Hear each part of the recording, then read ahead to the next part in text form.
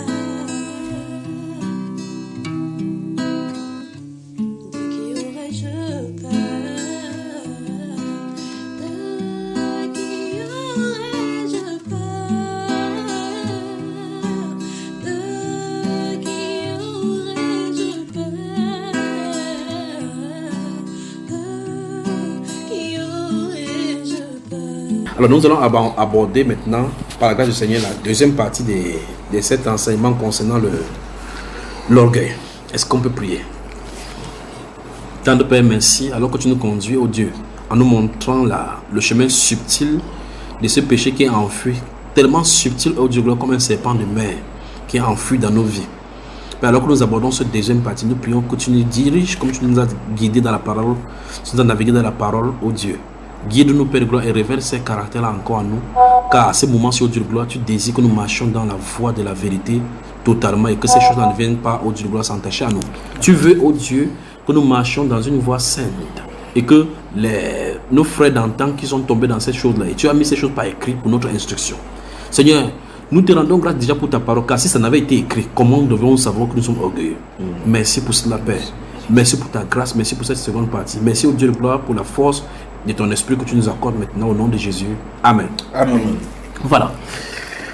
Nous abordons maintenant, on a fini avec la nouvelle alliance. Je veux que vous-même d'abord, vous nous fassiez d'abord quelques résumés de ce qu'on a appris dans la première partie. Qu'est-ce qu'on a vu? Chacun pour sa part. Bon, moi ce que j'ai retenu particulièrement de l'orgueil, c'est que comme tout péché, il vient d'abord du cœur. Donc le problème se trouve dans le cœur. Et maintenant, il faut comprendre l'orgueil chez le chrétien et chez le païen. Pour le païen, la question se pose parce qu'ils n'ont pas la possibilité de gérer cet orgueil-là. Maintenant, chez le chrétien, l'orgueil se manifeste soit par une parole qu'on a donnée qui peut effectivement faire ressortir l'orgueil qui est dans notre cœur. Un acte que nous posons peut effectivement manifester l'orgueil qui se cache en nous. Une action qu'on a posée. Et même aussi, le Seigneur nous a fait voir que parfois l'orgueil peut être dans le cœur et que c'est une pensée qu'on ne voit pas forcément, qui n'a pas été exprimée et qui va être manifestée par l'un des points que j'ai tantôt fait citer. Et donc, le caractère orgueil, cet orgueil-là, ce que j'ai vraiment retenu et un point qui m'a marqué, c'est que ça ne peut pas être traité par l'homme. C'est pas aucune solution humaine ne peut traiter l'orgueil. Absolument. Et que donc, à ce moment-là, la personne à même de pouvoir traiter l'orgueil, c'est se tourner vers Dieu. Donc, en se tournant vers Dieu, il faut savoir une chose, c'est que c'est lui qui sait comment il va traiter. Donc ce n'est pas à nous de chercher forcément la solution par rapport à l'orgueil. C'est Dieu qui traite selon la cause et selon qui connaît. Comme un médecin traiterait une maladie. Parce que quand on va par exemple chez un médecin, quand on a un problème, c'est lui qui connaît exactement quels sont les médicaments qu'il faut appliquer pour que le problème soit réglé. Donc c'est ça. Et un point majeur, c'est que on peut être baptisé du Saint-Esprit et continuer à avoir l'orgueil dans le cœur. Donc, c'est là les points que j'ai pu retenir jusqu'à présent. Amen. Et toi, mon frère? De mon côté également, il y a l'un des points qui m'a marqué, c'est l'exemple des Corinthiens. Lorsqu'on a pris l'exemple des chrétiens de Corinthe, et on a vu comment l'orgueil était plus manifeste là-bas, malgré le fait qu'ils aient eu le Saint-Esprit. On a vu comment Paul, l'apôtre également, a maintes fois, par exemple, pris le cas d'Apollos et lui-même, faisant comprendre à ses fidèles de Corinthe qu'il n'était pas question de lui ni d'Apollos, concernant une situation où l'un pouvait se dire « moi je suis de Paul », tel autre « moi je suis d'Apollos ». Et Paul par là les fait comprendre qu'en réalité, il s'agit de l'œuvre du Seigneur. Et dans cette œuvre-là, aucun homme ne doit en tirer gloire. Parce que la chose vient du Seigneur et c'est lui qui doit être glorifié en toutes choses. Et j'ai également par là compris que en réalité, dans les choses du Seigneur, je ne dois pas me glorifier, quelle qu'en soit la façon dont le Seigneur puisse m'utiliser ou bien manifester un quelconque don. Donc je dois davantage m'humilier devant le Seigneur. Et j'ai compris que cette humilité, en réalité, c'est le Seigneur lui-même encore qui donne. Parce que, et que je dois également examiner mon cœur.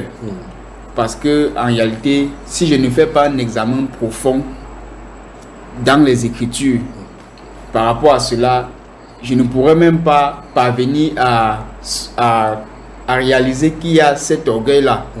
Donc, en tant que chrétien, en tant qu'enfant du Seigneur, je dois examiner cela chaque fois.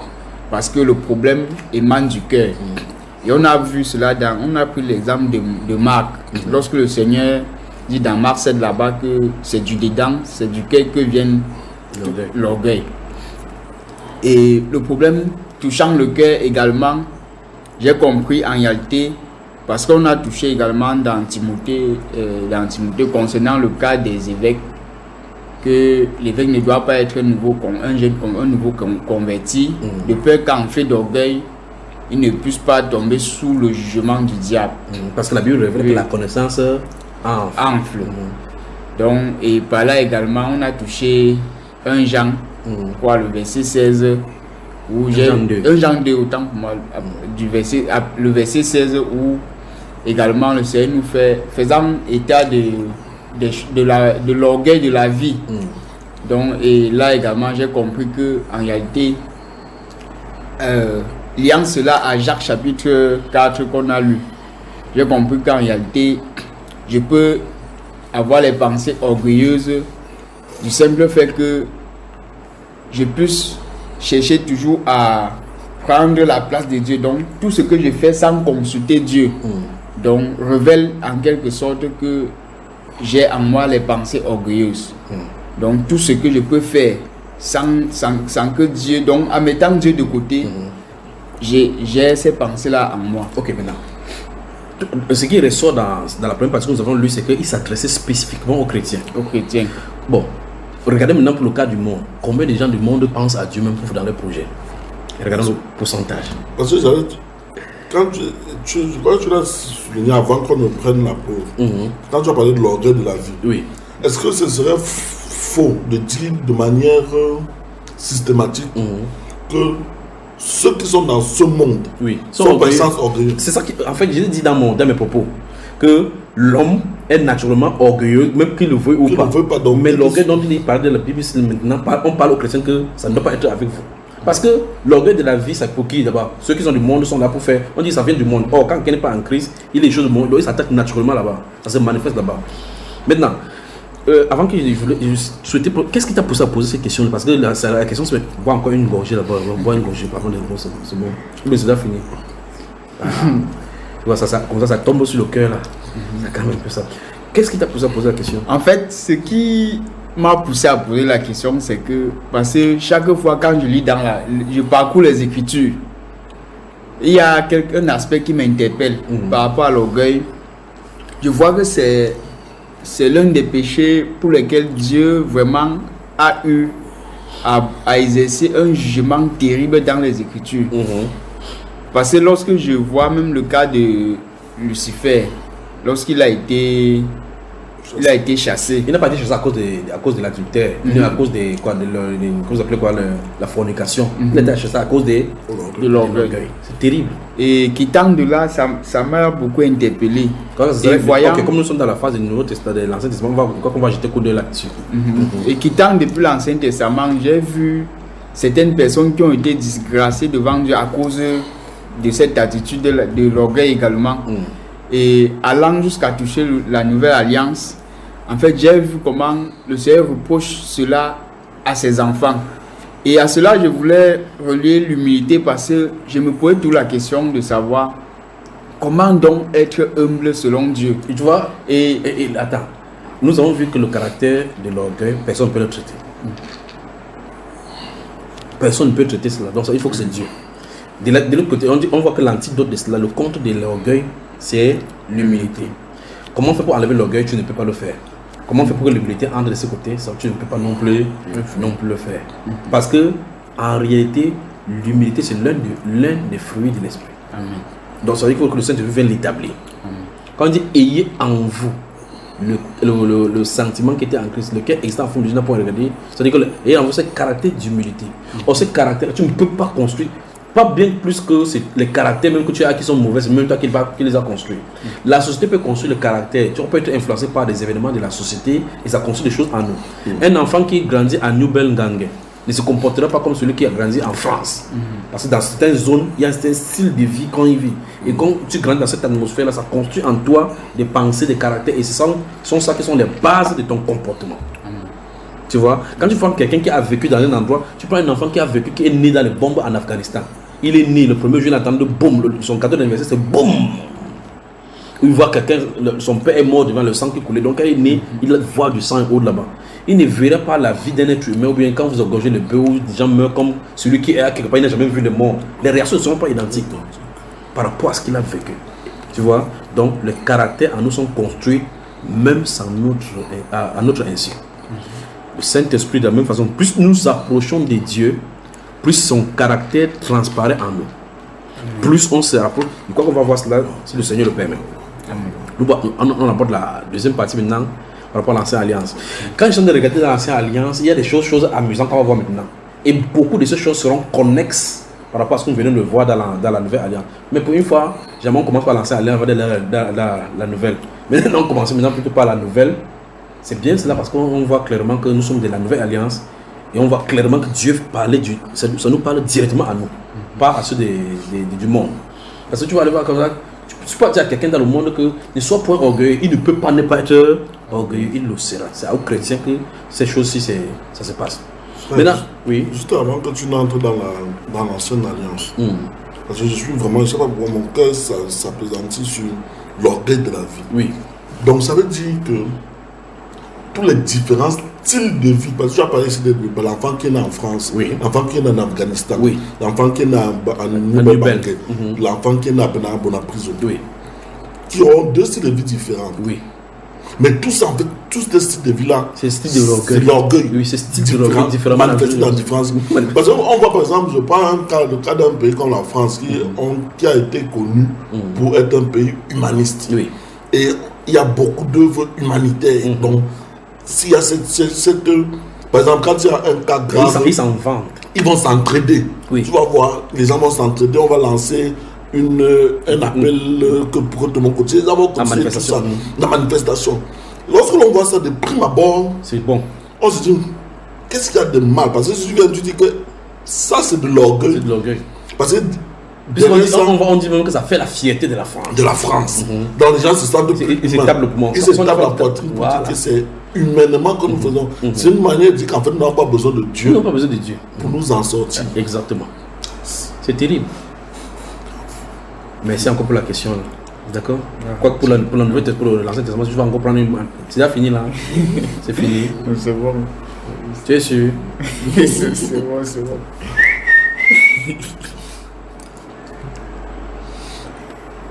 Une autre Malta. Une autre Malta. Il a encore fait du bien ici. Donc dans cette nouvelle alliance, nous allons voir encore autre chose. Et j'ai dit donc, nous allons voir beaucoup de choses nous allons y découvrir, seront connexes. D'autres choses viendront encore mettre la fondation. Quand ils sont regardés dans l'ancienne alliance, il y a l'une des choses qui me fait rire parce que pendant que tu as de parler, j'utilisais ça, ce qui se trouve dans l'ancienne alliance, j'utilisais ça dans la nouvelle alliance. J'ai dit de façon péremptoire comme ça. Si quelqu'un dit je suis pasteur alors qu'il n'est pas pasteur, la Bible dit qu'il est orgueilleux. On va découvrir ça tout à l'heure là. Si quelqu'un dit qu'il est pasteur alors qu'il n'est pas pasteur, il est orgueilleux. On va trouver ça tout à l'heure dans l'ancienne alliance. Maintenant, et dans l'ancienne alliance, on va voir presque 4 ou 5 points qui sont les différents points de l'orgueil. On va voir maintenant que quelqu'un peut se tromper sur ton compte, comme on a dit tout à l'heure, que quelqu'un peut transparaître comme s'il était orgueilleux alors qu'il n'en est pas. Comme le cas de Jésus, comme j'ai pris tout à l'heure, on a vu que ses paroles pouvaient laisser transparaître qu'il était orgueilleux. Donc, en réalité, c'est Dieu en réalité qui peut révéler quand quelqu'un est orgueilleux ou pas. Amen. En réalité. En vérité. Parce que si tu dis la parole, si on donne la parole, si on prend la parole de Nebuchadnezzar, on dit, c'est-à-dire qu'on prend la citation de Nebuchadnezzar, on donne au quelqu'un qui n'a jamais lu la Bible, il dit, y a-t-il un péché dans cette parole-ci? Chaque personne va dire non. C'est-à-dire qu'il dit la parole de Nebuchadnezzar, nous avons lu dans Daniel chapitre 2 qui a fait office de ta question, où il a dit que Nebuchadnezzar, se promenant dans son palais, vit ses œuvres et déclara que, n'ai-je pas mes mains qui ont conçu ceci? On dit, trouve le péché dans cela. Oui, dépose d'abord, il faut que merci, merci. Si, il dit bien, écoutez-moi ce que je viens de dire. Si on prend la cotation, on prend les citations de Nebuchadnezzar, dans ce dernier chapitre 2, là où il a se promener dans son palais, et qu'il se dit ces choses qu'il a dites là, on enlève dans ce contexte-là, on donne à quelqu'un qui a analysé et retrouvé le péché. Si on donne ça à 100 personnes qui n'ont jamais lu la Bible, parce que si on donne à quelqu'un à l'arrière-plan de la Bible, on va savoir quel était le péché. Parce que la Bible a expliqué le péché qui s'y trouve. C'était pour dire donc que quand quelqu'un écoute de prime abord la parole de quelqu'un, on va dire ça dans les Saintes Écritures, tu peux ne pas savoir qu'en réalité il y a l'orgueil dedans. Mais quand Dieu dit qu'il y a orgueil dedans, il y a orgueil. Donc celui qui donne la définition de ce que c'est que l'orgueil. Et donc, nous allons voir donc que beaucoup de personnes, comme pour le cas de Seigneur Jésus, quand on regarde ce qu'il a fait, tu peux avoir comme impression qu'il a été orgueilleux en disant que le Père agit, j'agis encore. Et il va même plus loin encore, que je vais encore faire d'autres œuvres, pour ça encore davantage étonné. N'est-ce pas, frère? Donc, quelqu'un peut se tromper sur ton compte en disant que tu es orgueilleux. C'est ce qu'on va voir. On va voir ça comme on est dans l'ancienne alliance, ce sont les choses qu'on a rencontrées. On va voir des gens et on va voir que Dieu dit que si quelqu'un refuse, si il prêche la parole, quelqu'un n'écoute pas, il est orgueilleux. Donc voilà des choses qu'on va rencontrer dans les Saintes Écritures. Vous êtes prêts qu'on y va? Amen. Commençons par le livre de Lévitique. Merci Père. Lévitique chapitre 26. Et tout à l'heure quand nous parlions là par rapport à la solution au problème de l'orgueil, on a vu que le cas de Paul l'apôtre, c'était Dieu qui avait donné la solution. Et dans mon développement, étant de dire, Dieu peut utiliser n'importe quelle façon pour amener la solution par rapport à cet orgueil-là. C'est l'une des choses, c'est ce qui va transparaître dans le verset que nous allons lire tout à l'heure. Donc, pour montrer clairement que Dieu peut travailler le problème de l'orgueil par n'importe quel moyen. Chapitre 26. 26. Lisons les versets 18 et 19. Versets 18 et 19. Si malgré cela, vous ne m'écoutez point, oui, je vous châtierai 7 fois plus pour vos péchés. Oui. Je briserai l'orgueil de votre force. Oui. Je rendrai votre ciel comme du fer. Oui. Et votre terre comme de l'airain. Ça, c'est dans ce chapitre 26 de Lévitique, quand vous lisez le chapitre 26, Dieu dit aux Juifs le comportement qu'ils doivent avoir par rapport à ce commandement. Dans ce chapitre 26, et lisons le verset 1 d'abord, je vais vous montrer quelque chose. Verset 1 par rapport à l'idolâtrie. Verset 1 du chapitre 26. Oui. Vous ne vous ferez point d'idole. Oui. Vous ne vous élèverez ni image taillée, ni statue. Oui. Et vous ne placerez dans votre pays aucune pierre ornée de figure. C'est terrible. Pour vous prosterner devant elle, car je suis l'Éternel, votre Dieu. Mais aujourd'hui, on va faire l'inauguration de monuments. Les gens s'inclinent devant, on s'incline devant la mémoire des martyrs pour le sabbat. On s'incline devant les martyrs, on s'incline devant les Charles de Gaulle. Dieu dit qu'il ne veut pas ça. Dans d'autres pays. Bon, ça c'était vrai pour Israël. Mais parce qu'il dit dans d'autres parties, il va dire qu'il a donné ça aux nations. Donc les nations peuvent le faire. Pour le cadre du pays, pour le cadre des chrétiens, ça ne nous regarde pas parce que les chrétiens ne sont pas un pays, ils ne forment pas un pays. Voilà, on est dispersés dans les nations. Mais pour le cas d'Israël, c'était une nation véritablement physique où les représentations qu'on voit dans d'autres nations ne devraient pas être dans les leurs. Donc, à la suite donc, de ces passages du chapitre 26, verset 1, il va commencer à donner des choses, comment il va bénir Israël dans le cadre de l'obéissance et qui s'y tiennent ferme à sa parole. Je vous ai amené au verset 18 et 19 parce que là-bas, il donne le contre de cela. Donc, premièrement, Dieu dit, si vous écoutez ma voix, il va dire, avant qu'il n'ait crié, il va répondre. Ils vont manger même la sémence, même l'autre grenier va remplir avant que l'autre grenier finisse. C'est-à-dire que la nouvelle sémence vont venir alors que l'ancien est encore là. Donc, Dieu parlait de, si vous êtes dans l'obéissance, il y aura de l'abondance en abondance. Donc Dieu va donner ces successions là-bas. Maintenant, en contre, il dit que si vous ne m'écoutez pas, je vais faire frapper telle chose. Vous résistez, je frappe comme ça. Vous résistez, je frappe là-bas. Et puis au verset 16, donc maintenant, verset 16, qu'est-ce qu'il dit? Le verset 16, donc, verset 19, c'est quoi ce verset 19? Le verset 19, là, il dit, je briserai l'orgueil de votre force. Par quoi? Comment il le fait? Je rendrai votre ciel comme du fer. Oui. Et votre terre comme de l'airain. Comme de l'airain. Donc, regardons en haut et en bas. Quand il va continuer, il dit, quand il ferme le ciel en haut, que ça soit dur, ça suppose que sur le plan physique, vous allez attendre la pluie ne tombera pas. Et ça ne tombe pas, forcément la terre est dure. Donc, vous cultivez le sol, ça ne vous donne rien. Donc, ça veut dire qu'avec les difficultés de la vie, si nous croyons fort, Dieu brise notre pour montrer que de la force là, ça ne dépend pas de toi. Voilà donc Dieu qui vient nous dire comment il résout le problème de l'orgueil. Dieu vient de nous révéler c'est comment il résout le problème de quand il résiste aux orgueilleux. Quand on dit que Dieu résiste aux orgueilleux, voilà comment il fonctionne. En résistant aux orgueilleux. Donc quand quelqu'un commence à dire que c'est pas ma force que j'ai fait tes choses, Dieu dit qu'il veut briser cette force-là. Il commence à frapper de loin. Généralement, quand Dieu commence, tu ne sais pas que c'est Dieu qui allait d'arriver. Tu crois que les événements arrivent de façon naturelle. Subitement, quelqu'un qui était chargé d'un bon point commence à subir de ces choses terribles. Et si quelqu'un part maintenant pour dire qu'il veut aider cette personne, si tu mets ta main là-bas, tu portes ta part. Vous voyez qu'on a des problèmes sur la terre. Dans cet esprit de self-made man, voilà. on a beaucoup parlé, je me suis fait par moi-même. Développement personnel. Vous entendez ça? Le développement personnel. Vous savez, il y a un garçon sur le Facebook où il y a des trucs là-bas, c'est un noir. Il parle contre la Bible. Il y a des choses seulement que je regarde. Quand tu vois quelqu'un comme ça là, le Saint-Esprit te parle de lui, ce qui va lui arriver. Mais si je peux pas mettre, on va dire seulement qu'on amène seulement les prophéties mauvaises sur les gens. Que c'est la jalousie. Que c'est la jalousie, ainsi de suite. Tu vois, c'est quelqu'un qui est sur les questions de parler maintenant, vous allez soigner quoi. Il est sur le Facebook, mais quand il parle, ils appellent ça les coachs ou c'est quelque chose comme ça là. Mais il parle, il pointe du doigt contre les pasteurs et contre la Bible.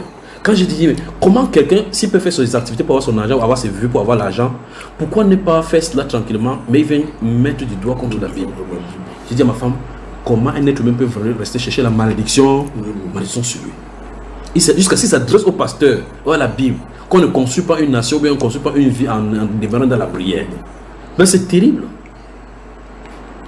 Bon, comme vous connaissez la personne, observez dans ce qui va, comment ça va arriver. Donc Dieu dit que il va fermer, il va briser la force, l'orgueil, la force de nos orgueils. Maintenant, tu dis, l'homme ici aujourd'hui moderne, subitement, c'est quelque chose qui est nouveau cette fois-ci, les choses de coach de développement personnel. Oui, ça sort comme les champignons. Les champignons, effectivement. Il y a la coach de développement personnel, coach du sport, coach de ceci, coach de ceci, coach de ceci. Et tu vois, les choses qu'ils disent sont normales pour le standard humain. C'est normal. Il faut le coach. Donc c'est le coach de l'entrepreneuriat. Ils ont des citations. Ils ont des citations qu'ils donnent. Il est pour motiver. Il y a même un prédicateur au milieu américain, on appelle Rick Warren, quelque chose comme ça là où c'est Rick Joyner, Rick Warren. Il a écrit une vie motivée par l'essentiel. Est-ce que Christ ne doit pas être notre motivation? C'est quand même terrible. 40 jours d'études. Bon, donc vous voyez clairement que on peut, comme on parlait de l'orgueil de la vie là, il y a l'orgueil dans la vie, ça cherche preneur. Des prédicateurs de l'orgueil de la vie sont venus maintenant pour attiser ça dans l'être humain. Ils prêchent le standard du monde pour que tu sois élevé. Donc, quand tu seras chef d'entreprise, bon, quand quelqu'un organise un séminaire pour que chacun soit chef d'entreprise, si tout le monde est chef d'entreprise, qui va aller dans l'entreprise de qui? Il y a des gens qui sont faits pour travailler dans les entreprises. Tout le monde peut être chef d'entreprise. Dans ce livre de Lévitique, nous sommes en train de lire. Si vous lisez le chapitre 26, là, 26, après le 27, le Seigneur dit que quand vous serez dans votre pays, si ton frère qui est parmi... Quand il lit ces choses-là dans la Bible, je dis même Dieu lui-même, il dit que si ton frère devient pauvre et qui vient vers toi, tu vas fléchir ta main vis-à-vis de lui. Je lis ça, il pose la question à Dieu. Donc, Dieu est au courant que les gens peuvent quitter les riches à être pauvres. Il ne donne pas la solution que voici comment on fait pour se révéler, pour quitter la pauvreté. Il dit qu'il va aller demander à son frère. Il dit que ton frère, tu ne dois pas, après comment on a dit, tu ne dois pas le prêter à intérêt, tu ne dois pas prendre sa couche parce que s'il va crier à toi, il va répondre. Jésus vient sur la terre, quand on commence à dire, il fallait 20 ans pour partir pour dire, même le parfum là ici. Laisse qu'il embaume mon cœur. Vous aurez toujours le pauvre parmi vous. En même temps, quelqu'un sur la terre te dit qu'il faut qu'on éradique la pauvreté sur la terre. Celui-ci a de lutter contre qui? Contre Dieu. Contre Dieu. Quand le Seigneur qui a créé le ciel et la terre dit que vous aurez toujours les pauvres parmi vous. Pourquoi? En amont, une fois de plus, encore, on voit la volonté de Dieu. Les pauvres sont là pour que... Tu vois ça, tu vois? Le Saint-Esprit me dit qu'on a oublié que... Allons dans le Nouveau Testament. Qu'est-ce qui se passe ici? 1 Timothée chapitre 6. 1 Timothée chapitre 6. Wow. Merci Père. Des temps de dire comme ça, voici ça qui se trouve là. 1 Timothée chapitre 6. Lis le verset 17. 1 Timothée 6, le verset 17. Oui. Il est écrit là-bas. Nous voici maintenant, oui. Recommande aux riches du présent siècle de ne pas être orgueilleux. Stop. Donc on a lu toute la Bible là-bas et puis après parce qu'il t'a dit justement le pourquoi les pauvres sont là. Et normalement si on avait lu ça dans l'Ancien Testament, dans le Nouveau Testament, on devait plus venir ici là, parce qu'en réalité tu vois que je veux dire que beaucoup de choses qu'on va lire dans l'Ancienne Alliance, c'est tout dehors dans le Nouveau. Donc nous voyons que dans l'Ancienne Alliance, donc chez les Juifs, donc il avait effectivement dit que si ton frère devient pauvre, donc si elle est pauvre parmi vous les indigents et autres les étrangers, tu ne dois pas être dur, tu ne dois pas traiter durement. Donc ça n'est quoi depuis la nuit des temps, Dieu a créé le pauvre, comme le proverbe le dit, que Dieu a créé l'un et l'autre. Et si quelqu'un méprise dans le pauvre, il a des méprises celui qui l'a fait. Donc c'est Dieu qui a fait les pauvres pauvres. C'est vrai qu'il y a des pauvres qui sont venus par qui il y a des esprits. Mais pour quelqu'un qui est... Bon, c'est tellement plein. Il faut qu'on te donne encore Mata Guinness. Donc, Dieu a permis qu'il y ait des pauvres pour révéler notre caractère d'amour. Parce que c'est en fait, si tout le monde a besoin, s'il n'y a pas besoin de toi, il n'y a pas de manifestation de notre amour. Si on n'a pas besoin de salut, c'est qu'on ne peut pas comprendre le Dieu salut. On ne peut pas le comprendre. Comme nous avons un manque de salut, il pourvoit au salut pour qu'on adhère à lui dans sa pensée en tant comme il est Dieu qui comble le vide par rapport à notre salut. Donc il y a un manque quelque part qu'on comble. Donc Dieu a fait que l'un ait besoin de l'autre. C'est ça le plan dans l'univers, dans tous les sens du terme. Que tu le veux ou pas, l'eau qui coule quelque part, voici l'eau qui coule, ça part à la mer. Après ça se déverse là-bas, ça devient l'océan. L'océan coule, ça part dans les terres, ça devient là-bas. Donc l'eau que tu appelles océan, c'est l'océan de la mer. La mer que tu appelles là-bas, les fleuves que tu attends là-bas, ce sont les océans. Donc on ne sait pas qui est qui. Ça prend sa source où personne ne sait. Nous sommes d'accord, frère. À un moment donné, cette même eau là devient quelque part, quand ça vient dans le nord, ça devient le sel. Tu touches une eau, c'est salé. Mais on te dit que c'est cette même eau là qui part dans le continent. Bon, ça part dans le continent, le sel est parti où? Or, ça veut dire que si la salinité du sel qui était là-bas est dissous, il y a quelque chose quelque part qui fait ça pour que ça puisse arriver, pour que les gens puissent boire. Oh mon Dieu, quel Dieu nous avons à servir. Donc Dieu a fait les pauvres pour que les riches qui sont là puissent partager. Et ce qu'il a dit dans ce Nouveau Testament, c'est disons encore, il dit aux riches de ce présent siècle de ne pas être orgueilleux. Donc la richesse peut te mener à l'orgueil. C'est-à-dire que tu as la richesse. On n'a pas dit que tu as fait quelque chose, mais que à cause de la richesse, tu es déjà orgueilleux. Bon, quand tu prends un pasteur, prenons le cas des pasteurs qui se présente à la télévision, présente ses 7 avions. Qu'est-ce qu'il a de faire, frère? Quand il se vante de ses wealth, de sa richesse, que je suis comme ça, qu'est-ce qu'il a de faire? Et quand quelqu'un présente ça, j'ai 5-6 voitures, 8 champs, j'ai 4 avions, Dieu m'a béni et je vous dis que bientôt on sera à notre 6e avion.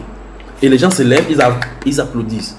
Entre-temps, là-bas, il y a quelqu'un qui a besoin de la pension pour fréquenter. Pour qu'il vienne voir le comité, pour qu'on lui donne l'argent pour fréquenter, tu vas passer par les assurances, passer par les comités, on va te scruter. Mais quand tu viens pour donner cet argent-là dans la poche, pour que ça parte pour contribuer à son avion, personne ne sait savoir si là où ton argent est sorti, si tu as été un braqueur, si tu as été un prostitué, on ne fait pas, on prend seulement, on met dans le poignet, on compte. Que Dieu nous vienne vraiment en aide. Il dit aux riches de ce présent siècle de ne point être orgueilleux. Il continue en disant, et de ne pas mettre de l'espérance dans des richesses incertaines. Donc les richesses incertaines peuvent rendre orgueilleux. Mais essaie de regarder les gens qui sont, qu'on les appelle les anciens riches. Quelqu'un qui fut riche à un moment donné et qui devient pauvre. Tu vas remarquer que si tu prends cette personne sans regarder la richesse, tu vois son train de vie, sa façon, son comportement quand il avait la richesse et son comportement quand il n'a pas la richesse, c'est totalement différent. C'est-à-dire que la façon qu'il se comporte vis-à-vis de son semblable, quand il est différent, quand il est riche, et la façon qu'il se comporte maintenant, il ne peut pas être le même. Il y a des riches, il ne peut pas aller dans un quartier, dans un quartier, même quand il donne son argent, il baisse la fenêtre, il te tend l'argent, il te lance peut-être au sol. Maintenant, tu vois le faroutal, quelqu'un se faroute, il faut ça, il faut ça. Là. Quand il prend l'argent au milieu des gens, il faut ça. C'est pour faire quoi? Quand on sait qu'il est riche. D'autres font ça en mettant le cigare à côté, comme ça là. Il ne fume même pas, il ne s'est même pas allumé. Mais il met le cigare à côté de sa bouche. Il a mis comme ça, les gens sont de prendre, ils marchent, on a de l'arrêt, c'est son truc de derrière, les gars du corps partout. C'est quoi ça, frère? L'orgueil de la vie. Ça, c'est le sommet. Tu parles de ça, parce que ça faisait même partie de mes questions, mais je me rends compte que ça rentre dedans. Oui. Ça rentre dans l'orgueil de manière générale. Ces jours-ci, il y a un homme qui est mort, un homme politique qui est mort, très connu en Afrique, qu'on appelle le garçon d'or. Ceux qui vont le reconnaître, vont le reconnaître. Et sa mort apparemment a touché beaucoup de personnes parce qu'apparemment il était connu pour quelqu'un qui faisait beaucoup d'œuvres sociales. Dès que tu as besoin, tu l'appelais.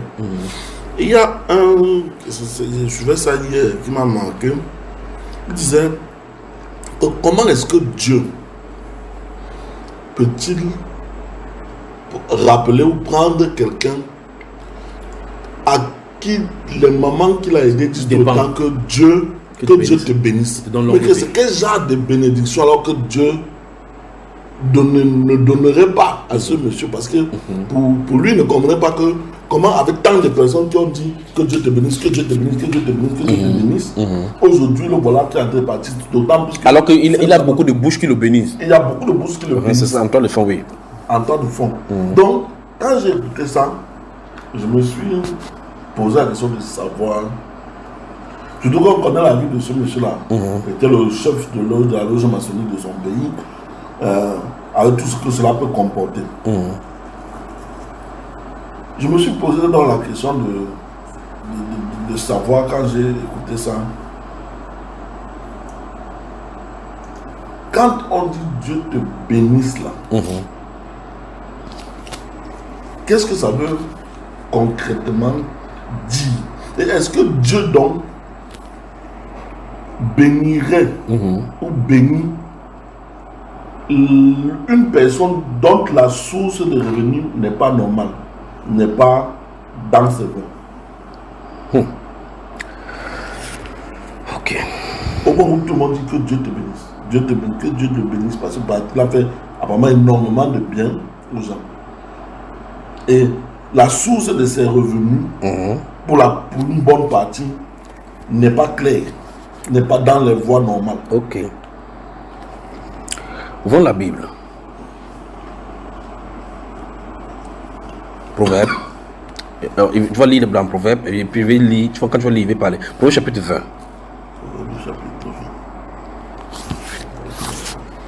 Toute question biblique a une réponse biblique. Proverbe chapitre 20.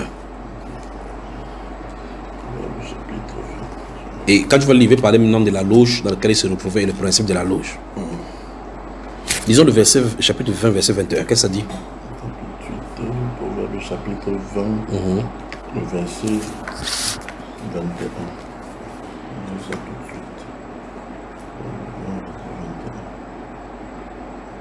Il est écrit dans Proverbe 20, verset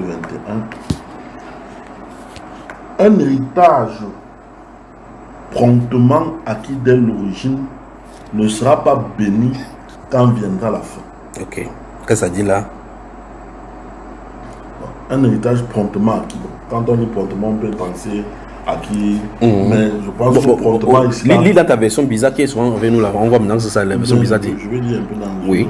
Dans la version un peu sommet qui va.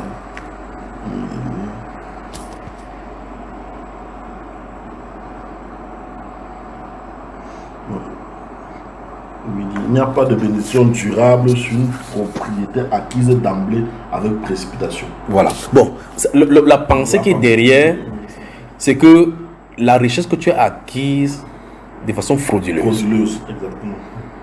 Bon. Questionnons donc les partages, ce qu'ils partagent. C'est un milliardaire. Comment fait-il pour être un milliardaire? Les ressources là, ça vient de qui? Il dit clairement là que ça ne sera pas béni à la fin. Donc ça dit, tu me poses la question, quand la personne dit que Dieu bénisse, la source de la richesse qui vous bénit là, ça vient de qui? Parce que la Bible déclare que celui qui donne au pauvre prête à l'Éternel, qui le lui rendra. Donc normalement, si la source était Dieu, Dieu lui rendrait automatiquement. Mais lisons encore notre passage qui est encore toujours dans cela.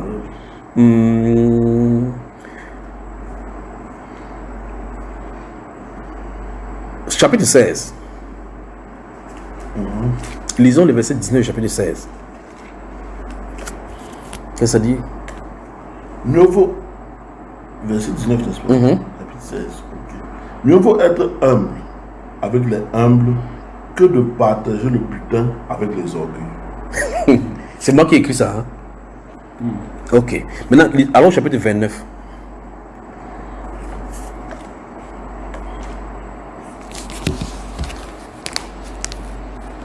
Chapitre 29. Verset 24. Verset 24. Comment tu ris, comment tu ris? Comment tu ris, c'est moi? Celui qui partage avec un voleur Oui. est ennemi de son âme. Il voit, Il entend dans la malédiction, et il ne il ne déclare rien. Donc ce n'est pas le fait que quelqu'un va dire que Dieu t'est béni, que Dieu t'est béni. Quel Dieu d'abord qui va nous bénir? Celui-là, il est sous quelle onction? Il a fait alliance avec quelle divinité? Il est le grand maître de la franc-maçonnerie. Pas vrai? Si. Bon, maintenant, on les appelle les bien-aimés frères. Et l'un des grands thèmes qu'ils lisent dans la Bible, ils lisent le livre des Jean.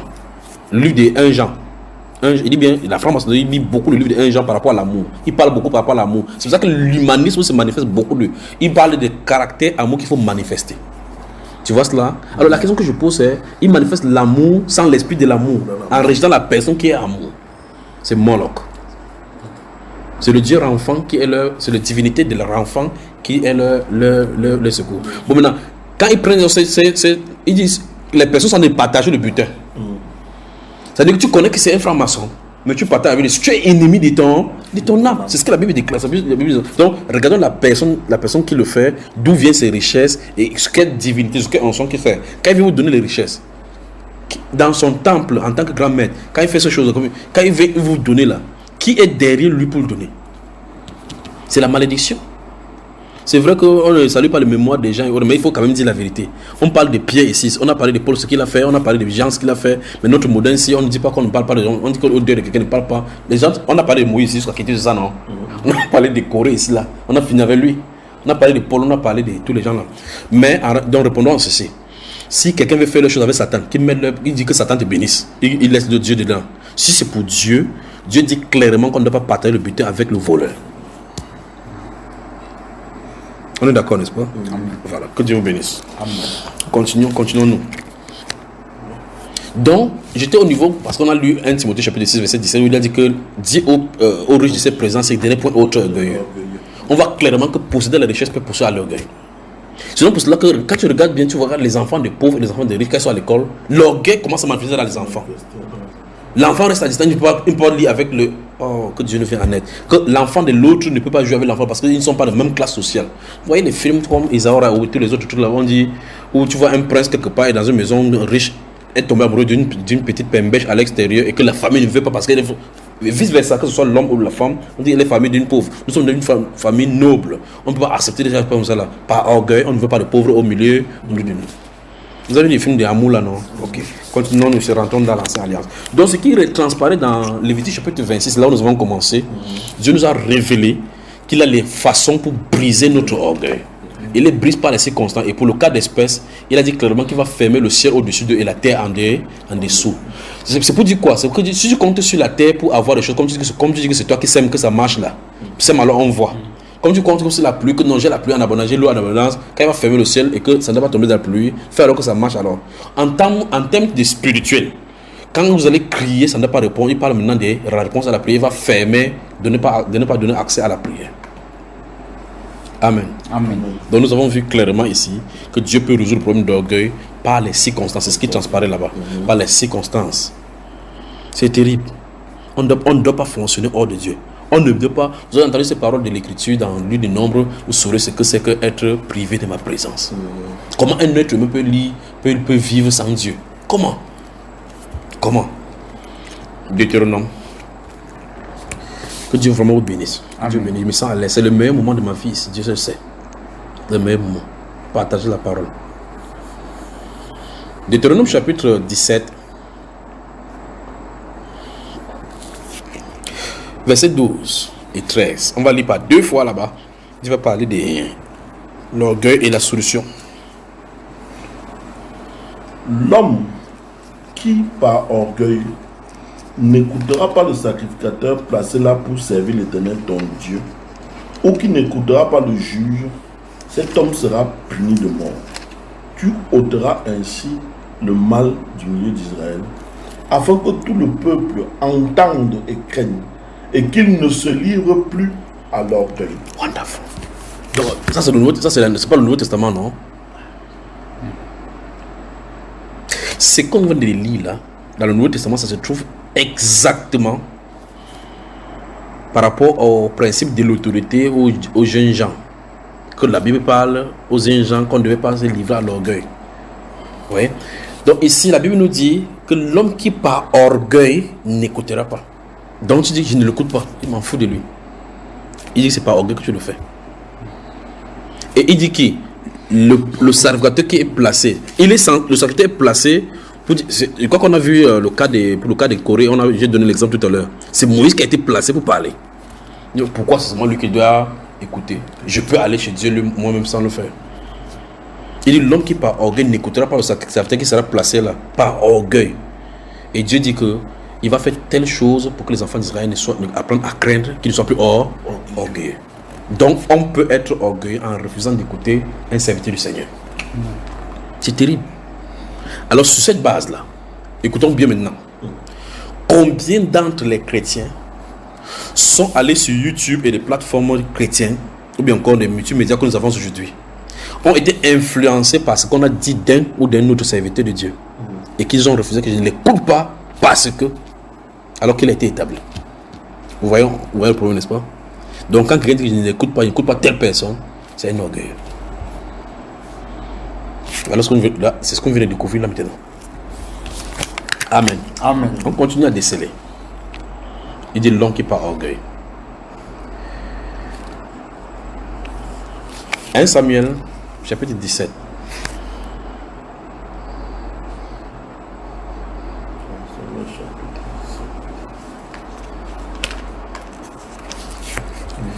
Dans 1 Samuel chapitre 17, c'est l'histoire de Goliath, de David et Goliath. Et nous allons regarder maintenant, Christ en David avec ses frères maintenant, avec les persécutants, comme j'ai parlé tout à l'heure. Il dit que les choses qu'on va voir ici se trouvent emboîtées dans le Nouveau Testament. Tout à l'heure, quand j'ai expliqué dans la première partie, j'ai expliqué le fait que Christ était là, disant que ce qu'il peut le Père faire, il peut le faire.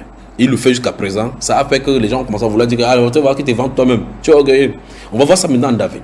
Et on va voir, c'est pour ça qu'il dit dans Antoine de fond ici tout à l'heure, j'ai dit, quelqu'un peut avoir une image de toi, croyant que tu es orgueilleux. Suivons-le maintenant. Au chapitre 17, donc, Goliath va terroriser pendant plus de 40 jours les peuples juifs et ils vont demander finalement, Dieu va faire qu'on envoie David sur la scène du combat. Suivons-le jusqu'au verset 28. Allons-y. Verset 28. Oui. Quand son frère va voir Eliab, il croit que c'est Eliab qui est là-bas. Eliab, son frère aîné, qu'il avait entendu parler à ses hommes, fut enflammé de colère contre David. Et il dit, pourquoi es-tu descendu et à qui as-tu laissé ce peu de brebis dans le désert? Je connais ton orgueil et la malice de ton cœur. C'est pour voir la bataille que tu es descendu. Bon, allons-y maintenant doucement, on va poser la question. J'ai dit tout à l'heure là que on peut vouloir faire quelque chose, mais on a de combattre Dieu. En toi de fond, en amont, qui a envoyé David sur la scène? Clairement, c'est le Seigneur. Celui-ci de vouloir faire comme ça, qui quitte la scène de Dieu, la scène de combat, avec des définitions même qui est même biblique. Il a donné quelque chose qui est bien. Tu es censé subir les brebis. Tu laisses ça comme ça, les lions vont finalement manger cela. Maintenant, comme les brebis sont là-bas, si ça mange, maintenant il n'y a pas de problème. Son entraînement est fini. Mais celui-ci qui est le grand frère, le frère aîné, dit que je connais la malice de ton cœur. Vrai, la Bible nous révèle qu'il a laissé tromper. Donc tu peux te tromper sur le compte de quelqu'un. Ouais, remarquez la réaction de David. David n'aime pas. David s'est détourné de lui. Il a continué à faire ce qu'il a entendu. Mais le point ici, c'est il a vu David. Il dit qu'il connaît la malice de son cœur, l'orgueil de son cœur. David était orgueilleux. Il voulait se vanter, que David voulait se vanter. Tu en étais vanté. Il s'est trompé sur son compte comme les autres se sont trompés sur le compte du Seigneur Jésus. Il était là sur la scène envoyé par Dieu. Celui-ci a dit qu'il est orgueilleux. Jésus qui était là envoyé par Dieu, celui-ci a dit que non, Dieu n'est pas ton témoin, donc ça veut dire que tu as de mentir par rapport à la parole de Dieu. Les deux sont dans la même chose. Jésus n'est pas orgueilleux. Il a le caractère humble. Et David, lui, n'était pas orgueilleux. Il était envoyé par Dieu. Amen. Amen. Que Dieu nous vienne en aide. Dans le chapitre, dans 2 Samuel maintenant, allons dans 2 Samuel, on va voir maintenant comment Dieu va, quel style de peuple Dieu sauve. Chapitre 22, verset 28, rapidement, et puis on avance. 2 Samuel. Chapitre 22, verset 28.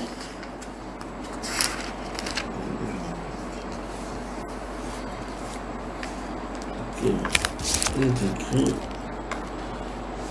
tu sauves le peuple qui s'humilie et de ton regard tu abaisses les hommes. Allons-y là maintenant et confrontons par rapport aux standards des hommes, par rapport à nos standards que nous avons maintenant dans nos différentes nations. Ici le Saint-Esprit nous regarde ça c'est l'orgueil maintenant dans le peuple, ça c'est dans tout un pays tout entier. Ça veut dire que de façon collective, on peut manifester l'orgueil sans s'en rendre compte. Donc l'orgueil peut être collectif. Ça veut dire quoi? Ici il dit que tu sauves le peuple qui s'humilie. Regardons maintenant, une fois de plus, on va toucher encore notre branche de l'orgueil de la vie. Quand tu entends, il y a des fêtes nationales de différents pays, on sort les missiles pour défiler. On présente à la télévision. Quel est le but? C'est pour ça oui. Qu'on est puissant. On dit que nous avons la plus grande armée du monde. Nous avons la Russie. Ils ont créé une balle maintenant, un trait de libre côté, ça entre dans l'eau, ça fait ceci, ça peut frapper des trucs tout New York. Ils ont présenté quoi? L'orgueil. Il dit tu sauves le peuple qui s'humilie et de ton regard tu abaisses les orgueils. Maintenant, il dit que c'est un peuple aussi. Combien de victoires Israël a-t-il engrangé sur les nations qui étaient puissantes militairement? Combien? Parce qu'ils sont humiliés. Quand Josaphat dans 2 Chroniques chapitre 20 va dire il faut soumettez-vous à vos prophètes et vous aurez du succès. Comme les pentecôtistes maintenant ont pris ça maintenant pour la prospérité, ils croient que c'est l'argent. On est en guerre, quelqu'un ne parle de la prospérité de l'argent. Il ne prospère pas, il succède. On parle de la réussite en guerre parce qu'ils étaient en situation de guerre. Josaphat, le roi, veut les galvaniser pour dire précis. De ce moment, c'est précis. Quelqu'un prend ça, il a vu prospérité là-bas, il dit que ça que Josaphat dit que vous ne prospérez pas. Quand quelqu'un va avoir l'argent, il y a la guerre là-bas, il va faire quoi avec l'argent là? Mes amis pentecôtistes, il faut me tuer, c'est vrai. Alors donc, Josaphat, dans cette condition, il était disant par rapport à la situation de guerre. Il y a une situation de guerre, il dit la solution c'est qu'on se soumet à ce que les prophètes de Dieu disent de la part du Seigneur pour avoir du succès dans la bataille. Qu'est-ce qu'il fait? Le peuple s'humilie. Lorsqu'on prend le cas de 2 rois ou bien encore 2 chroniques ou bien encore précisément dans le livre d'Ésaïe chapitre 38 et 39 où le roi Sanchedrib, le roi de la Syrie va investir le camp d'Ézéchias jusqu'à ce qu'ils vont entourer Israël. On va voir comment il va soulever les paroles, parler que Ézéchias ne vous trompe pas des espérances trop peu, car qui est cette nation? C'est Dieu qui a resté. Quand ce gars s'est en train de parler, il a vaincu toutes les nations. Il ne savait pas que c'est toujours par la grâce de Dieu qu'il a vaincu, bien qu'il ne fût pas le peuple de Dieu. Que la victoire, en tout cas, Nebuchadnezzar, son royaume, quand Dieu lui reprochait ça, ce n'était pas que c'est pas toutes les nations de la terre appartiennent à Dieu, mais de façon spécifique, il travaille dans sa nation, Israël. Donc, quand celui-ci se met là-bas, il commence à dire que quel est le Dieu des nations qui a pu sauver les nations entre mes mains. C'est à cause de cette parole que sa chute est revenue une fois de plus. Il dit, quand vous lisez le livre d'Ésaïe chapitre 38 ou l'histoire de Sanchedrib, qui va dire que Ézéchias ne vous voit pas, le roi est allé là-bas, dit que envoie son serviteur que parle en langue, ne parle pas en langue, parle en langue truc pour qu'on n'entende pas. Il a commencé à ouvrir encore la bouche pour décourager le peuple. Il parle, quand il a entendu cela, le roi dit que tu as entendu comment il a insulté. Dieu a dit que c'est moi qui l'ai insulté. Or, ce monsieur dit au verset 25, il dit que ce n'est pas Dieu qui a dit d'Orient qu'il vient envahir son pays. Donc Dieu l'a envoyé dans son pays pour venir envahir son pays. Il était orgueilleux, Dieu l'a traité. Donc par sa parole, il a dit que n'est-ce pas, quel est le Dieu qui peut même résister? Le roi dit, oh, il est bien vrai, oh Dieu, que les dieux des nations ne sont pas des divinités, donc vous pouvez tomber dans. Donc tu vois que il dit ici, dans ces 2 rois, ici, chapitre 22, verset 22, il dit que tu sauves le peuple qui s'humilie. Israël était dans le péché. C'est pour ça que Dieu a envoyé Sanchedrib et toute sa nation là-bas, le roi d'Israël, d'Assyrie, pour venir entourer Israël, pour les punir de leur malice. Mais il s'est humilié. Dieu les a sauvés. La personne qui avait la force et qui avait la victoire, qui pouvait avoir la victoire sur Israël, à l'instant où Israël s'est humilié, lui s'était enorgueilli et de son regard, il a signalé la victoire à Israël, il a détourné le roi. Donc le verset ici, ils ont expliqué l'application dans les nations. Maintenant, pour nous, ça c'est ce qui est dans la Bible. Pour nous maintenant, quand on a des problèmes dans le pays, vis-à-vis que ce soit de n'importe quel, la solution qu'on cherche c'est où? On cherche les scientifiques. On cherche, voici le problème de Corona. Est-ce que tu as vu un pays qui a dit que mettons-nous à genoux, prions, demandons à Dieu? Tu as vu un pays? Non. Il cherche quoi? C'est pour ça que la solution qui sont à la télévision, c'est que les grands scientifiques, les spécialistes de la virologie, les spécialistes des telles choses ont fait comme ça. Voici la solution. Ce qu'ils sont de trouver comme solution, c'est de créer encore davantage les problèmes. Ils sauvent les nations qui s'humilient. Maintenant, tu vas dire à un gars des nations, un chef de nation, tu dis, humilions-nous devant le Seigneur, prions, demandons pardon à Dieu pour nos péchés. La Bible déclare, il sauve le peuple qui s'humilie. Mais de son regard, il disperse les orgueils. De ses regards, il disperse les orgueils. Quand Dieu dit cela dans ses Écritures, On peut donc conseiller les rois en disant, quand il y a une situation, on prie d'abord. La Bible déclare que ce n'est pas une grande armée qui sauve le roi. Mais c'est ce qu'ils sont en train de dire. On dit qu'on a les gars des billes. Tu vois, tu ne peux pas toujours la présidence. Hey, la présidence de la République du Cameroun, mon frère, c'est touché par les Israéliens. Hein. Les Israéliens sont les plus...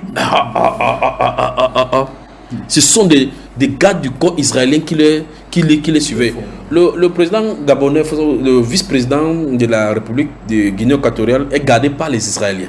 C'est-à-dire que le contribuable, l'agent du contribuable, il dit le vice-président, le fils du président actuel, Obiangema. Donc c'est-à-dire qu'Obiang n'est pas là, c'est son fils qui sera le président. Il marche sur les gardes du corps israélien qui sont là comme ça, dans le pays africain. Donc il vit en Afrique, ils sont sortis d'Israël, ils sont les mercenaires qu'on a pris pour garder le président parce qu'il n'a pas confiance en sa propre armée. Il fait ça pour qu'on ne le tue pas. Il peut lâcher. Donc, prenons en parlant du Cameroun. Donc, tu vois, la force spéciale, quand on le veut de n'importe quelle nation, tu vas prendre en Amérique, on dit que les FBI, la NSA, des grandes, que les gars, les services secrets américains, ils ont telle ou telle chose. Maintenant, pour le cas du Cameroun, on dit, il y a l'armée qui garde, il y a le DSP qui garde le président, il y a ceci, le président ne peut pas sortir, avant qu'il sorte, il y a les gens, ça. Bon, quand le démon vient frapper le cancer sur lui, il a peur de l'armée. Les gars du corps sont là, non? Quand le moustique lui donne le palais, un moustique entre dans le palais, viens, ça le pique comme ça, ça lui donne les bosses là. Tu entends qu'il a le palais. Bon, c'est vrai que si tu dis qu'il a le palais, tu vas aller en prison parce que tu as dit qu'il a le palais. Bon, quand il est malade, les gemmes là qui sont entrées dans son corps là, les gars du corps font quoi? Tu vois? Donc ils retirent le souffle, ils périssent. Comme la Bible déclare que qu'est-ce que l'homme? Alors, ce n'est pas une grande armée qui sauve le roi. Donc, le simple fait que de se confier à la force humaine pour te protéger, c'est de l'orgueil, dit les Saintes Écritures. C'est ça, donc c'est les questions. Donc, si tu comptes, on dit que même la sentinelle ne doit pas compter sur la veille.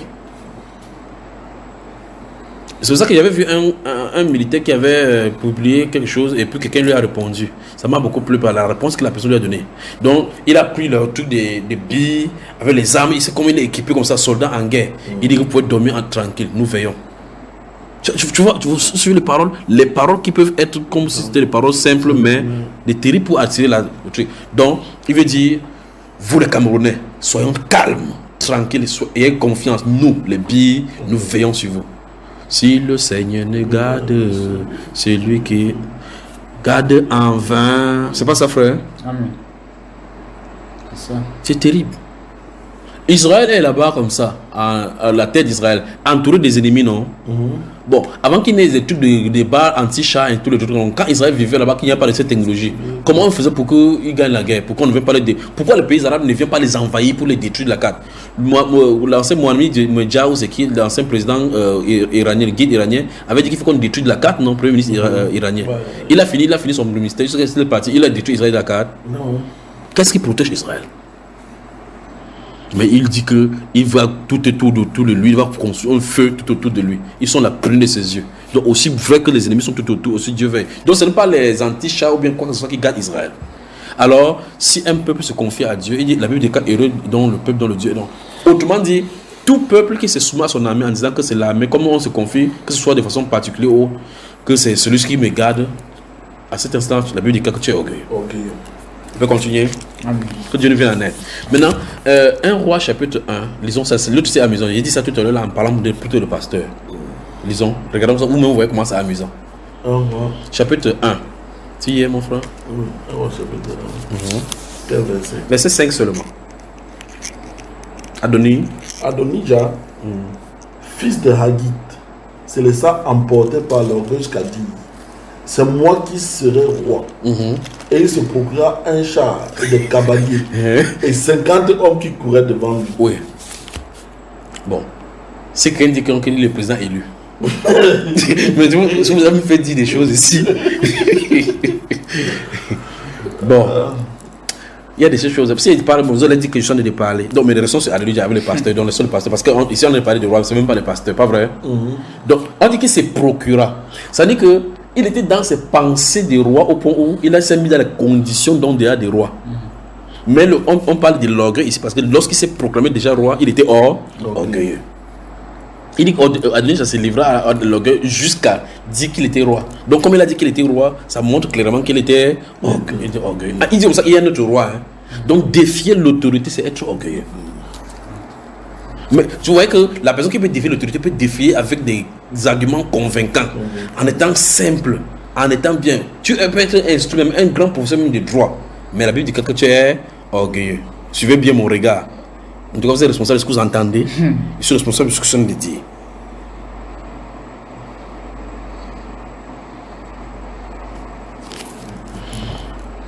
Donc, si tu es président élu, tu tentes de dire que tu es président élu parce que l'autre dit qu'il était le roi. Si tu tentes de dire que tu es président élu, tu es orgueilleux. Et ça a tout son sens, parce que quelqu'un va prendre l'histoire de Saül, de David, dire que bon, Saül était certes roi, mais Dieu l'avait déjà rejeté. Non, ça n'a rien à voir. Non, mais juste là, David n'a jamais dit cela. Il n'a jamais dit que je suis roi. Tu vois cela? Voilà. Donc il n'a jamais dit cela. Il avait été roi, il savait que c'était lui qui deviendrait roi, mais il n'a jamais dit. Il ne s'est jamais levé, il a attendu que Dieu fasse ce qu'il a fait. 2 Chroniques. Que le Seigneur nous vienne en aide. Que le président Zélu, président. Et en fonction, on entraîne les gens. Remarque bien qu'il a tout. On dit qu'il s'est procuré 50 chats. Tu peux avoir des gardes de côte, tu roules partout. Je veux que tu soulèves les foules. Adonija. Chapitre 32, verset 26. Quand l'histoire, si j'ai raconté tout à l'heure avec Josaphat et j'ai rendu pour Ézéchias. Disons rapidement, on passe du chapitre 32 d'Ézéchias. Alors, Ézéchias, du sein de son orgueil, s'humilia avec les habitants de Jérusalem, et la colère de l'Éternel ne vint pas sur eux pendant la vie d'Ézéchias. Donc ça vient de rejoindre 2 Samuel chapitre 22, verset 28 que nous venons de lire, qui sauve un peuple qui s'humilie. Pourquoi nos nations ne peuvent pas faire ça maintenant? Et il y avait une colère sur le peuple. On dit Ézéchias le roi, il a pris l'initiative d'amener le peuple dans la repentance, la voie de la repentance. Il dit, Dieu a détourné sa colère et il n'est pas venu pendant la vie d'Ézéchias. Le roi porte l'onction pour amener soit l'orgueil sur le pays, soit amener le peuple dans l'humilité. Tu vois ça, frère? C'est terrible. La même chose est passée avec Jonas, avec le roi de Ninive. Si disait que Ézéchias, en tout cas, on va retrouver Jérémie avec le cas des CD, ça c'est autre là-bas. Alors, on continue seulement. Lisons Néhémie.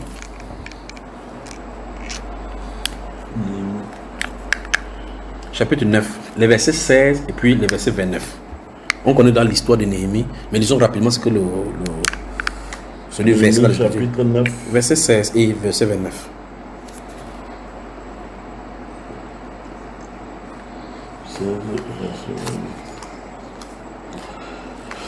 Mais nos pères se livrèrent à l'orgueil et raidirent leurs coups. Ils n'écoutèrent point tes commandements. Chapitre 29. Tu les conjuras de revenir à ta loi. Et ils persévérèrent dans l'orgueil et n'écoutèrent point tes commandements. Ils péchèrent contre tes ordonnances qui font vivre celui qui les met en pratique. Il eut une épaule rebelle. Il raidit leur coups et il n'obéit pas. Donc, résister à la parole de Dieu et ne pas écouter, c'est de l'orgueil. C'est ce qu'il veut. Donc, il venait se rendre compte que c'est à cause de cet orgueil-ci qu'ils sont allés en captivité. Donc, on peut dire que l'orgueil amène les gens en captivité. Amen.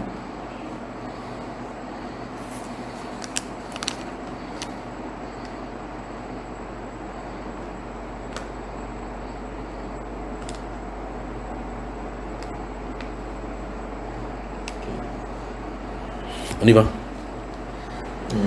Prenons un endroit où on passe pour le son. Prenons Job chapitre 33.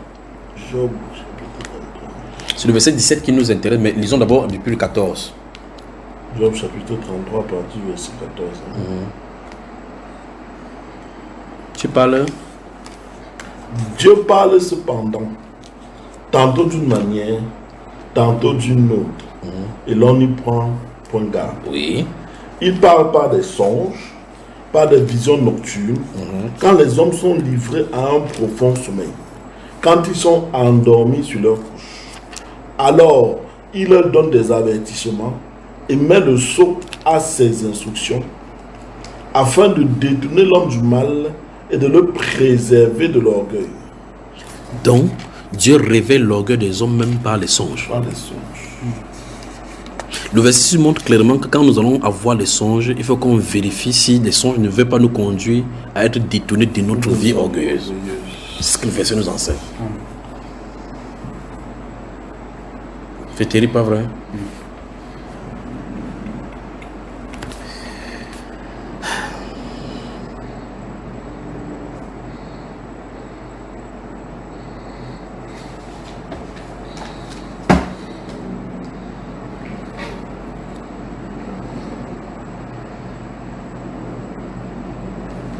On y va.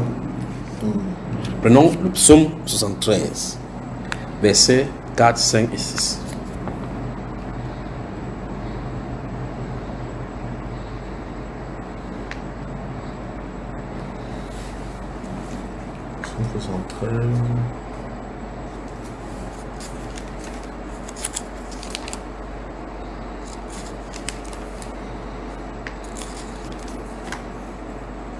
Verset 4, 5 Et 6. et 6.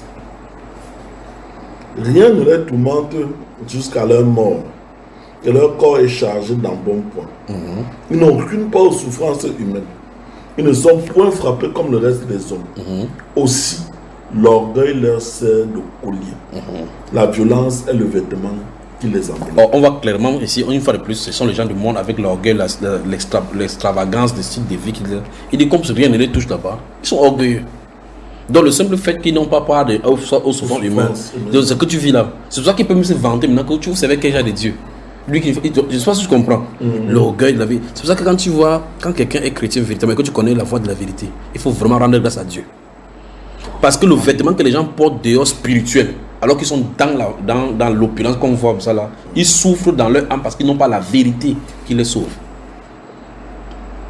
Ici, la Bible nous déclare que le style de vie que les gens mènent, ça les pousse à l'orgueil. C'est-à-dire que le style de vie qu'ils mènent, ça les pousse à l'orgueil au point où ils sont aveugles pour ne pas voir que la peine que les autres souffrent là, c'est dans la volonté de Dieu.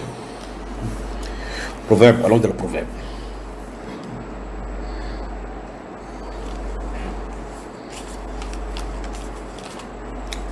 On va faire quelques verbes. Chapitre 13, lisons d'abord Irion. Bon, nous gardons à l'esprit que nous regardons aux chrétiens, aux murs chrétiens. Et en supposant par exemple que les chrétiens ont des problèmes. Lisons le verset 10 du chapitre 13, voir. Verset 10 du chapitre 13 du Proverbe. C'est seulement par orgueil qu'on excite des querelles, mais la sagesse est avec ceux qui écoutent les conseils. Voilà. Donc, relis un peu et puis tu nous expliques ce que tu tiens de voir par rapport aux querelles. C'est seulement par orgueil qu'on excite des querelles, mais la sagesse est avec ceux qui écoutent les conseils. Donc ça veut dire que les querelles sont, ou bien les querelles sont les causes, c'est les conséquences de l'orgueil. Donc si tu vois quelqu'un qui a excité les querelles parmi les gens, il est orgueilleux. Donc pour savoir si tu es orgueilleux, quand tu regardes que tu crées des problèmes aux gens, c'est que tu es orgueilleux. C'est pour ça que dans le livre de David, tu vas voir effectivement qu'il va beaucoup prier contre les orgueilleux. Que les orgueilleux crissent les forces devant moi. Ne permet pas au Dieu gloire qu'ils tombent dans les railleries des orgueilleux. C'est méchant, c'est maudit. Maintenant, relions ce passage du chapitre 13, verset 10 au chapitre 28, verset 25. Chapitre 28. C'est merveilleux la Bible. Chapitre 28, verset 25.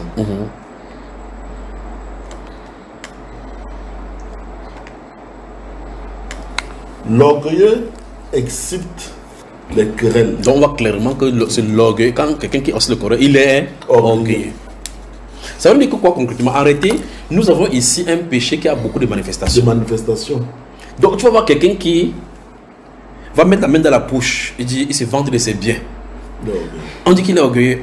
Lui, il a des péchés, il dit à quelqu'un que tu excites sur le cœur. Lui, il est orgueilleux.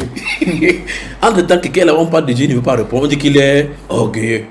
Tu vois quelqu'un qui a ses visions là tranquillement, et qu'on a parlé de ces visions là, il est orgueilleux. Wonderful. Donc, l'orgueil a plusieurs branches. Donc, tu peux être orgueilleux dans ta dimension. L'autre orgueil dans sa dimension. Votre orgueil ne se ressemble pas, mais c'est de l'orgueil. Amen. Dit l'orgueil excite des querelles. Qu'on continue. Allons dans le livre du prophète Isaïe.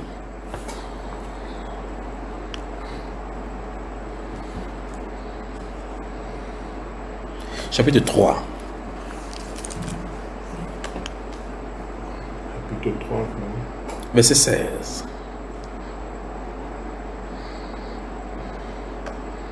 Verset 16.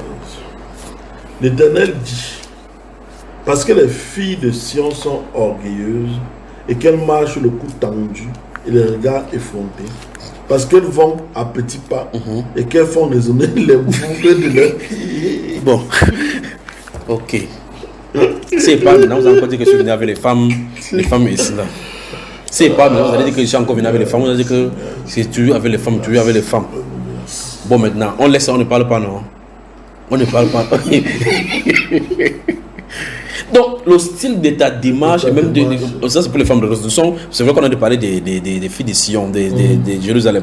Donc, le style de ta démarche, de ton accoutrement, peut dire si tu es orgueilleux ou pas. Bon, orgueilleuse, disons c'est orgueilleuse. Parce qu'on parle ici des femmes. Tom est relié aussi, mon frère. L'Éternel dit, parce que les filles de Sion sont orgueilleuses, Oui. et qu'elles marchent le cou tendu, Oui. et les regards effrontés. Bon, quand tu regardes cela, et puis on prend dans les sons de filles de Sion, et mettons ça dans le tableau d'un truc de mode, de défilé de mode. Et observons les femmes qui marchent devant la caméra alors qu'elles marchent. Tu vois cette dimanche-là, non? On dit ici que tous ceux qui font le défilé de mode sont orgueilleuses. N'est-ce pas, frère? Amen. Continue la lecture. Parce qu'elles vont à petits pas et qu'elles font résonner les boucles de leurs pieds, le Seigneur rendra chauve le sommet de la tête des filles de Sion. Ok. Bon. Que Dieu nous bénisse. Ne parlons pas des femmes. Donc,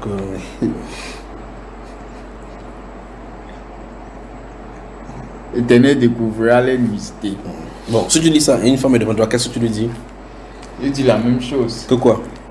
Qu'elle est orgueilleuse. Que c'est le Seigneur dit. Et comment? Alors, dans le livre des prophètes Jérémie. On va finir maintenant. Je vais faire un récapitulatif. Jérémie, on y va. Jérémie, Chapitre 43. chapitre 43. Quel verset? Lisons le verset 1 et 2. Lorsque Jérémie eut achevé de dire à tout le peuple toutes les paroles de l'Éternel, leur Dieu, toutes ces paroles que l'Éternel, leur Dieu, l'avait chargé de leur dire, Azaria, fils d'Osée, Jochanan, fils de Cariac, et tous ces hommes orgueilleux dit à Jérémie, tu dis un mensonge. L'Éternel notre Dieu ne t'a point chargé de nous dire, n'allez pas en Égypte pour demeurer. Lisons encore le verset 2 là. Le verset 2 dit quoi? Azarias, fils d'Osée, Jochanan, fils de Cariach, et tous ces hommes orgueilleux dit à Jérémie, tu dis un mensonge. L'Éternel notre Dieu ne t'a point chargé de nous dire, n'allez pas en Égypte pour y demeurer. Bon, Dieu avait dit à Jérémie que ces gens ne sont pas en Égypte. Dieu avait dit ça à Jérémie, non? Oui. Parce qu'en réalité, qu'initialement, ils ont demandé à Jérémie de consulter Dieu. Et Dieu leur a finalement dit, on a cité le nombre de personnes qui étaient orgueilleuses. Quel était le sujet de leur orgueil? Qu'est-ce qui montre qu'ils sont orgueilleux? Le fait qu'ils ne veulent pas croire ce que Jérémie dit. Donc c'est de leur orgueil. Ok. Donc on entrevoit les différentes facettes des orgueilleux. Donc voilà le groupe des orgueilleux. Quand Dieu dit quelque chose et que tu dis que je ne crois pas ce que tu as dit, la Bible dit que tu es orgueilleux.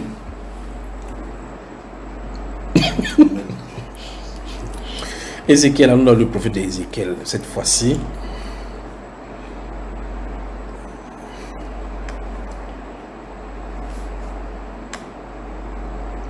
Chapitre 16. Chapitre 16 du prophète Ézéchiel. Verset 49.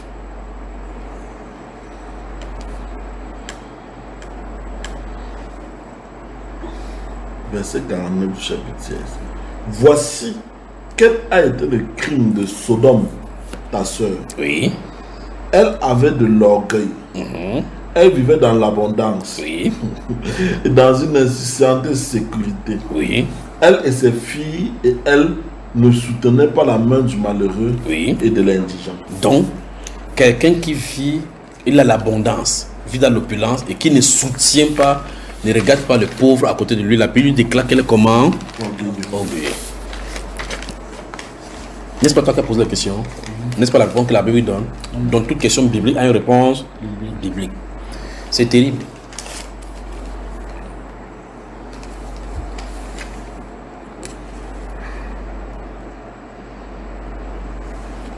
Chapitre 26. Il pense à Moses choisi comme ça, parce qu'on continue, on est à 23h13 ici. Donc, on ne prenait pas. Chapitre 26 d'Ézéchiel, verset 11.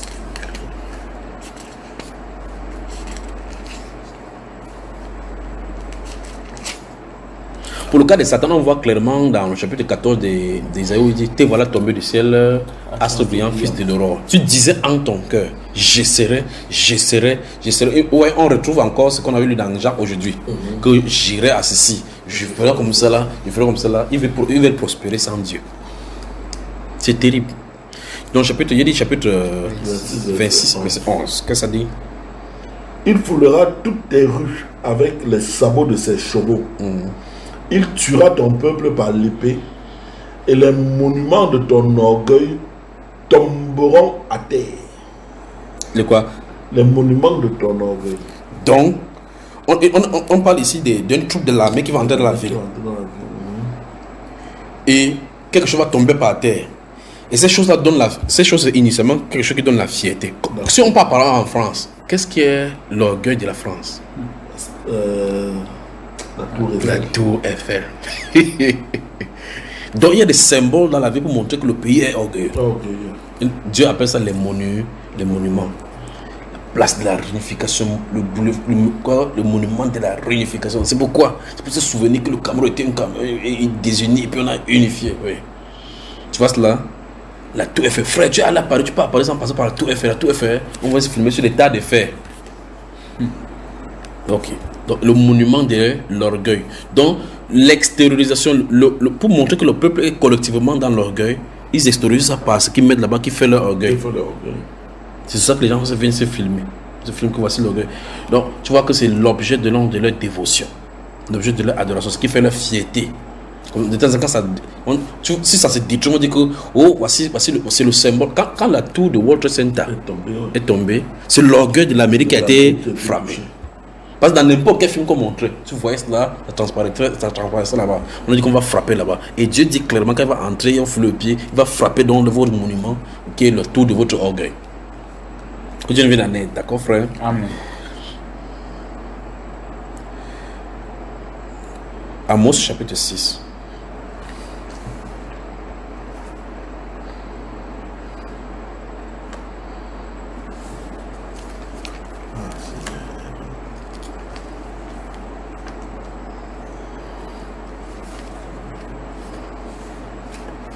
Chapitre 6. Verset 8.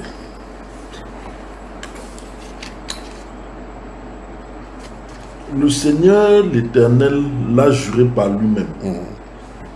L'Éternel, le Dieu des armées, a dit: j'ai en horreur l'orgueil de Jacob, et je hais ses palais. Je livrerai la ville et tout ce qu'elle renferme. Donc, comme vous venez de voir pour le cas des monuments ici, il parle spécifiquement maintenant pour Jacob, pas pour Israël, pour Jacob. Donc dans ce sens, Dieu dit ici clairement qu'il a des façons qu'il va traiter Jacob, faire sortir, expier donc l'orgueil en lui. Nous venons de parcourir en toile de fond maintenant, de façon succincte, l'Ancien Testament. On a vu comment Dieu a dénoncé les différents styles d'orgueil. Et là, on a de voir, si on prend les psaumes maintenant, on va encore voir davantage comment David, les versets qui parlent de l'orgueil dans le psaume, montrent directement plutôt l'appel à la prière par rapport à l'orgueil. Tu vois comment David va prier que Dieu le protège de l'orgueilleux, protège des orgueilleux qui l'attaquent, protège que son pied ne s'attache même pas à l'orgueil, ainsi de suite. Donc, il s'agit de la prière. Dans aucun des versets que nous avons vus tout à l'heure, on n'a pas vu, que ce soit dans la Nouvelle Alliance, une solution humaine. Dans aucun. Il n'y a pas une solution que l'on peut avoir. Au contraire, on présente cela, on dit avant la chute vient l'orgueil. Mais l'humilité précède la gloire. Donc, c'est Dieu qui élève. Et pour qu'il t'élève, il faut qu'il te donne d'abord le caractère humble. Quand tu chutes, il y a le caractère de l'orgueil à l'intérieur, il te fait descendre. Maintenant, C'est qu'est-ce là où ça nous pousse? Ça nous pousse à comprendre que, en réalité, l'homme, effectivement, est comme le souffle, comme l'herbe. Dieu peut éteindre son souffle à tout moment. Semblable à des bêtes, comme l'Écriture le dit, il enlève le souffle, on périt. Il ouvre la main, on est rassasié de ses grâces. L'orgueil est attaché à l'homme depuis sa jeunesse, tout comme le péché. Et donc, pour s'en sortir, il faut aller devant le Seigneur. Les esprits ne peuvent pas être orgueilleux. Ils peuvent exciter les gens à l'orgueil. L'homme, l'être humain qui vient de chez le Seigneur peut être traité de ces choses-ci. Parce qu'en réalité, le caractère orgueilleux est excité au travers des œuvres de la chair à l'extérieur de nous pour se manifester. Le Seigneur veut que l'orgueil cesse de nous. Parce qu'on voit clairement comment, on dit des regards, seulement il abaisse les orgueilleux. La Bible déclare qu'il n'y a pas besoin de regarder l'homme longtemps pour entrer en contestation avec lui. Donc l'orgueil sied dans la vie humaine. Tu entends quelqu'un ouvre la bouche et dit, tu as blessé mon orgueil propre. Que tu as blessé mon orgueil propre. Donc il dit sa personnalité. Maintenant, quand on a baissé Jésus, on vient tâcher, on frappe, on crache sur lui là. Pourquoi il ne s'est pas vanté de ce qu'il est? Donc, en fait, l'orgueil de l'homme est intimement lié à son ego. Parce qu'il y a des endroits où quelqu'un ne veut pas que quelqu'un dit non, pas quand même l'autre là, n'est pas jusqu'à ce niveau. Or, le Messie, on l'a traîné dans la boue, traîné dans les crachats. Mais il n'a pas voulu relever la tête comme étant le Messie. Mais il s'est laissé humilier, cracher dessus. C'est terrible, le Messie. Puis le Seigneur doit nous aider. Amen. Alors donc, on résume. Nous avons vu que l'orgueil réside dans le cœur humain. Il y a des choses à l'extérieur qui peuvent nous attirer pour savoir que nous sommes orgueilleux.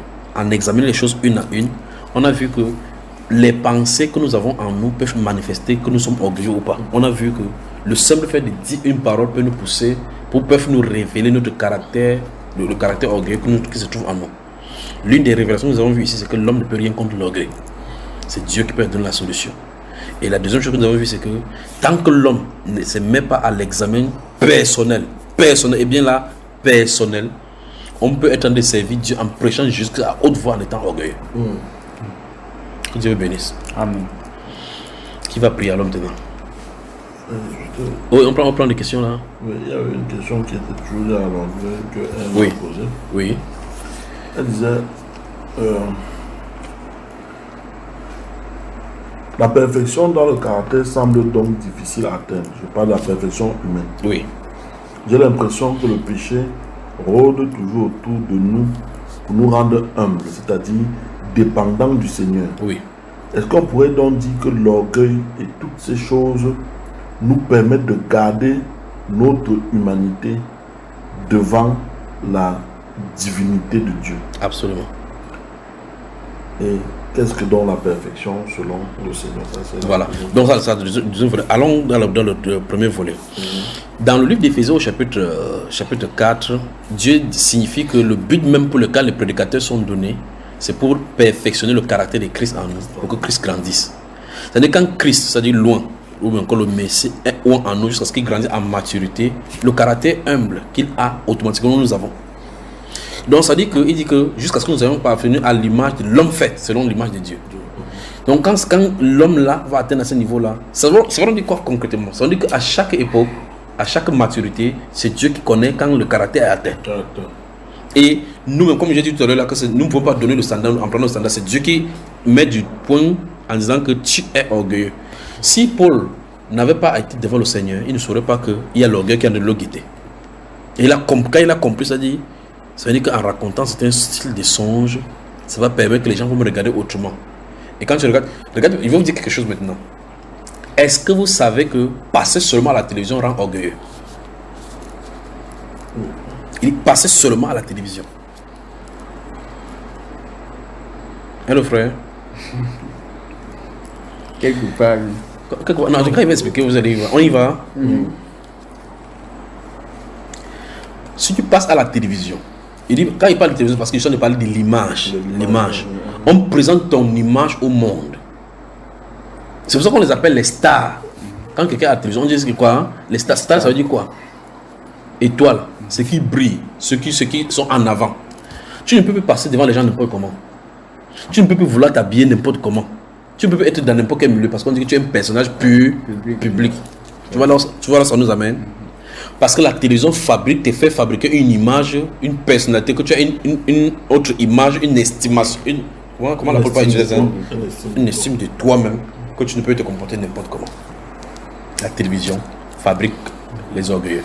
Non, frère, tout attaqué donc. Pourquoi tu fais tout pour ne jamais passer à la télé? Je ne sais pas comment Dieu m'a préservé comme ça. Je ne sais pas comment Dieu m'a fait pour me préserver. Que Dieu bénisse. Donc, j'ai dit, je ne passerai pas dans ces choses-là. Ce n'est pas que j'ai pensé à ce qu'il vient de dire là-bas. C'est parce qu'il est en train de regarder comment les gens se comportent quand ils se passent à la télévision. C'est vrai, frère, tu as raison. Quand ils passent à la télévision. Être honnête, c'est vrai. Regardez même, laissons de la télévision, même le caractère de YouTube. Vous allez remarquer que même les serviteurs de Dieu qui prêchent, lorsqu'ils ont à un moment donné où son image commence à sortir, ils commencent à se comporter différemment. C'est vrai, frère. C'est la vérité. Ça arrive. Pourquoi Christ n'est pas venu dans une période où il y a les images? Ou bien les apôtres ne sont pas venus quand il y a les images. Tu lis l'apôtre Paul, le Saint-Esprit bouleverse ton cœur. On n'a pas besoin de son image. Tu vois, les gens mettent leurs photos partout là-bas. Tu dis, compassion de ceci, on met ton image là-bas. Quand les gens viennent, c'est ton image qui sont dans la tête. Mais on lit la Bible, on n'a pas l'image de Jésus. On lit les choses sur Dieu, on n'a pas l'image de Dieu. Mais ce soit disputé, non, il faut qu'on connaisse son pasteur. Mais je lis les choses de Paul, j'ai pas besoin de je l'ai vu de l'autre côté, mais j'ai pas besoin de le voir physiquement pour savoir de quoi il est question. Il est question de la parole et la parole, c'est la parole qui nous engendre. Que Dieu vous bénisse. Ouais, tu as dit quelque chose, ça paraît léger comme ça quand on dit ça, mais vraiment je me rends compte que c'est un vrai problème. Le problème de l'image. Dès que tu commences à sortir, que tu le veuilles ou pas, il y a quelque chose dans ton cœur qui commence à se c'est vrai. C'est pour ça que tu vois que le pasteur va commencer comme ça. Après, tu commences à voir, il commence à construire certaines choses à côté de lui. Parce qu'il ne peut pas passer n'importe inaperçu. Il est obligé de mettre les gardes du corps, mettre ces choses de fanfaron. Il peut faire n'importe comment, il peut prendre ta servir tout le monde parce qu'il faut qu'il ait sa propre voiture. On va dire que. Mais l'homme qui passe à la télévision, il n'a même pas de voiture. L'orgueil de la vie, ça l'attrape. Alors dans la perfection, on va toujours être perfectionné. Le Saint-Esprit va toujours nous perfectionner au fur et à mesure. Si ceux qui avaient le Saint-Esprit dans les Saintes Écritures avaient besoin de perfection, à combien de raison nous, qui sommes des vases retentissants des temps de la fin? Que le Seigneur ajoute à la bénédiction. Du moins, ce qu'on peut retenir ici, c'est que chacun rentre dans la parole de Dieu, dans le miroir de l'âme, pour savoir comment son âme, l'état de son âme, vis-à-vis de ses péchés appelés l'orgueil. Maintenant, que Dieu vous bénisse. Amen. On arrête donc ici pour cette partie-ci. Waouh! Merci frère, vraiment que c'était. L'Éternel est ma lumière et mon salut. De qui aurais-je crainte? L'Éternel est le soutien de ma vie. De qui aurais-je peur? De qui aurais-je